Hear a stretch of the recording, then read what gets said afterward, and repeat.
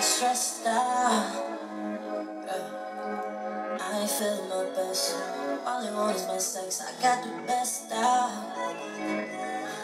I need so many weeds. I done sweat out. Hey guys, and thank you for tuning into my channel. Today I'm going to be giving you a tutorial on how I got this look that was inspired by Love and Hip Hop Atlanta's own Rasheeda. Lately she's been rocking this middle part long bob, and I wanted to give you the step-by-step instructions on how to achieve this look. I haven't done a middle part in I don't know how long, so I'm still getting used to it, but I really like the way it looks on other people, so I decided to do a tutorial. I think for me, maybe my forehead may be too big, I don't know, but it still came out like it, you know, the hairstyle itself, and you know, it was really simple, not that hard at all. In order to get this look though, you absolutely have to get 12 inches or longer. If you get 10 inches, it will not look right. It will be like a shoulder bob and it won't fall like past your shoulders. 12 inches worked perfect for me, so if you want to go 14 and have even longer straight, you could do that, but I think the soft spot for this hairstyle is 12 inches. That's going to get you right where you need to be to give you this exact look. At the end of the hair where like that point, you're going to be cutting that off. So once you cut that off with 10 inches, it's going to bring it to your shoulder, so it's going to be too short. Stay tuned for my video to see how I created this look. Okay, let's get started. For this tutorial, I'm using 100% human hair called Blaze in the color 1, which is jet black. I will also be using a 4x4 closure. This closure came in off black, so I'm going to be using a cellophane so that I can get it jet black to match the Blaze hair. To create this unit, I'll be using 2 stocking caps for durability. I take a piece of chalk and mark around my ears, then I mark down the middle where the middle part will be.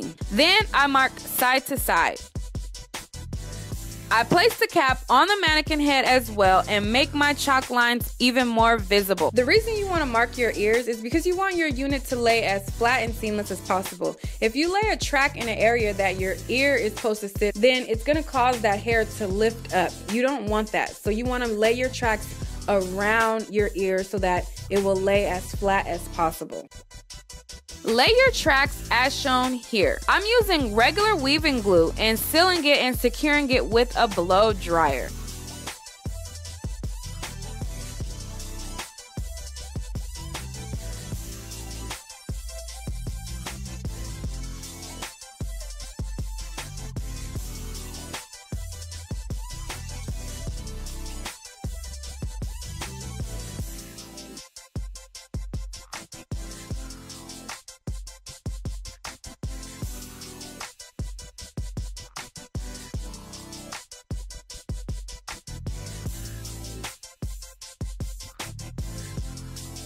Now that I wrap the hair twice, going from the front, back, all the way to the other side of the front, it's now time to sew down the closure. I use my regular sewing pins to hold it in place while I sew the closure down.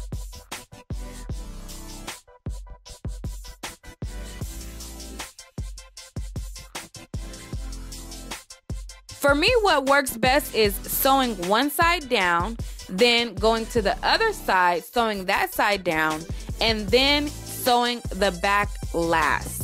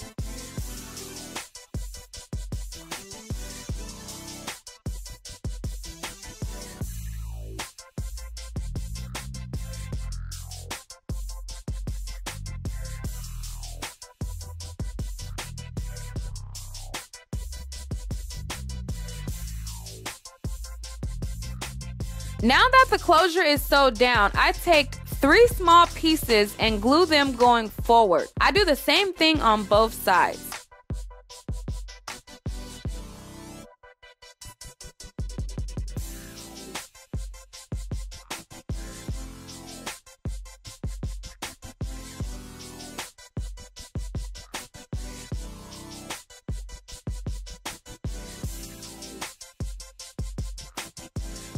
Then I start to fill in the gaps that is left to finish the unit as shown here.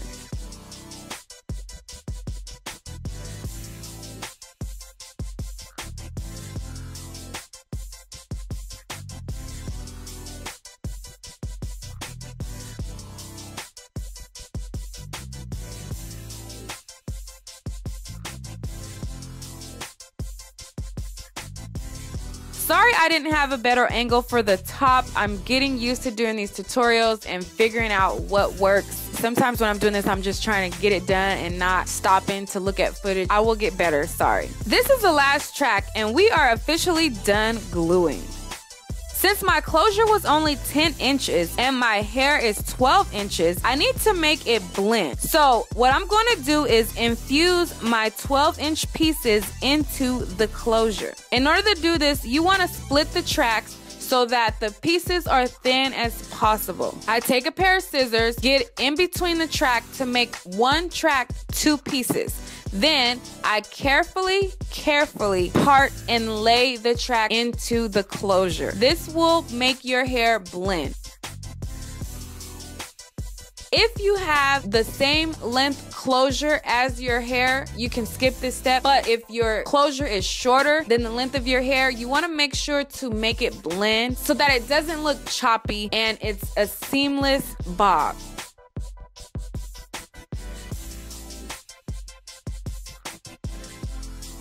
Now that the unit blends, it's now time to cut.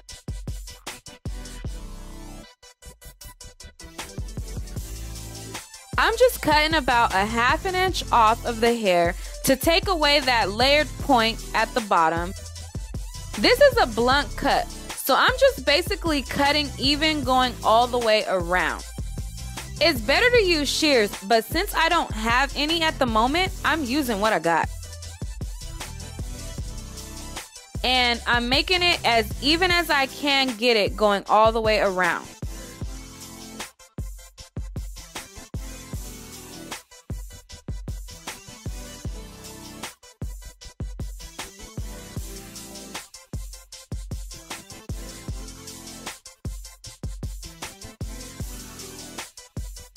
Letting the hair hang over something like a table or, for example, my desk helps give you a guide to make a precise cut.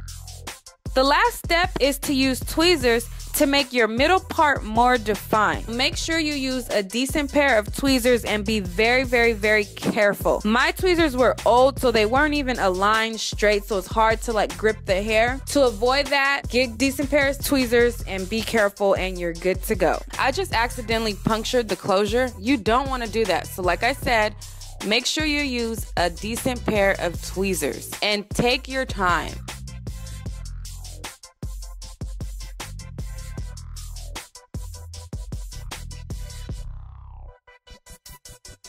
Okay, now what you want to do is cut the stocking cap underneath the lace closure. Do not cut into where you sewed the closure. Just cut just inside enough so that when you're laying it on your head, it looks like scalp and you don't see the black cap underneath.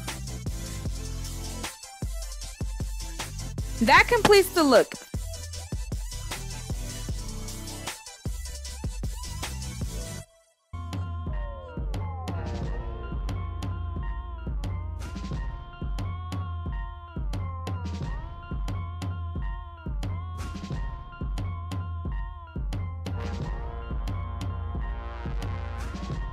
Please don't hesitate to like, comment, and subscribe. Thank you. Bye-bye. Until next time.